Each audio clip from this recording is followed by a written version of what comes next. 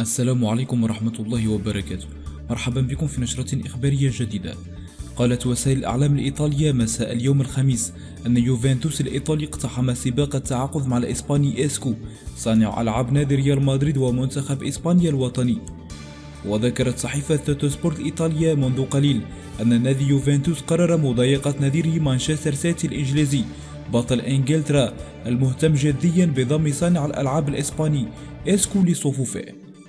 وتابعت الصحيفة الإيطالية تقريرها أن مانشستر سيتي بقيادة المدرب الإسباني بيب غوارديولا يريد جعل إسكو خليفة لمواطني الساحر ديفيد سيلفا الذي تعدى عمره 31 عام.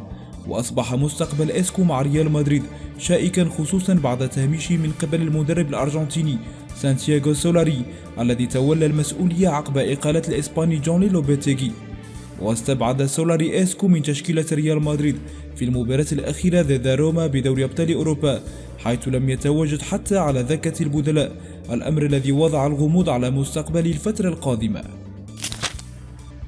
وفي خبر آخر، كشف جيرارد بيكي مدافع فريق برشلونة الإسباني الحالي عن صعوبة عودة البرازيلي نيمار دا سيلفا نجم باريس سان جيرمان الفرنسي الحالي لصفوف البارسا من جديد. وارتبط اسم نيمار دا سيلفا الابن 26 عام بالعودة من جديد لفريق برشلونة بعدما رحل عن البارسا في صيف عام 2017 لينضم لنادي باريس سان جيرمان الفرنسي بمبلغ 222 مليون يورو. وأشارت التقارير الصحفية في الفترة الماضية عن رغبة نيمار في الرحيل عن سان جيرمان، حيث سائم من التواجد مع النادي الباريسي ويشعر بالندم بعد رحيله عن البارسا. ولكن تصريحات جيرارد بيكي حسب صحيفة موندو ديبورتيفو الإسبانية قد تجعل البعض يفكرون في استبعاد فكرة عودة النجم البرازيلي من جديد الذي ترك الفريق الكاتالوني من أجل أموال سان جيرمان. وتحدث جيرارد بيكي حينما سئل عن إمكانية عودة نيمار قائلا: تربطون علاقة صداقة رائعة مع نيمار والجميع يعلم ذلك. وأضاف: عودة نيمار، من الصعب عودة نيمار من جديد لبرشلونة، ليس من السهل حدوث ذلك. الآن الجميع يصب تركيزه على التتويج بالألقاب هذا الموسم وبعدها سنرى ما الذي سيحدث. وتابع: نيمار لاعب رائع بدون أدنى شك، ولكنه يتواجد حاليا في فريق باريس سان جيرمان، هو من قرر الرحيل عن برشلونة ونحن نحترم قراره. وفي خبر آخر، كشفت صحيفة ماركا الإسبانية مساء اليوم الخميس عن اقتراب نادي ريال مدريد أكثر من أي وقت مضى من التعاقد مع الشاب المتألق إبراهيم دياز لاعب نادي مانشستر سيتي الإنجليزي.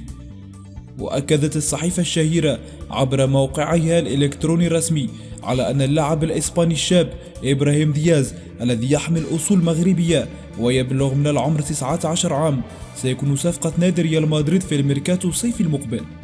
وأشارت الصحيفة إلى أن إبراهيم دياز لاعب نادي مالاغا الإسباني السابق قرر عدم تجديد عقده مع نادي مانشستر سيتي، وذلك لأنه مصمم على الانتقال إلى لوس بلانكوس ريال مدريد. وذكرت الصحيفة أن نادي ريال مدريد الإسباني يستبعد فكرة التعاقد مع إبراهيم دياز في يناير مقابل رسوم مخفضة، أملا في ضمه خلال الصيف القادم في صفقة مجانية بعد انتهاء عقده مع سيتيزن. وينتهي عقد دياز مع مانشستر سيتي بنهاية الموسم الحالي، علما أن سكاي بلوز لم يتوصلوا لاتفاق لتمديد عقد اللاعب الذي يرغب في الظهور بشكل مستمر في الفريق الأول وعدم اقتصار مشاركته على مباريات الكؤوس المحلية في إنجلترا. وإلى هنا نكون قد وصلنا لنهاية نشرتنا، شكرا لكم على طيب المتابعة.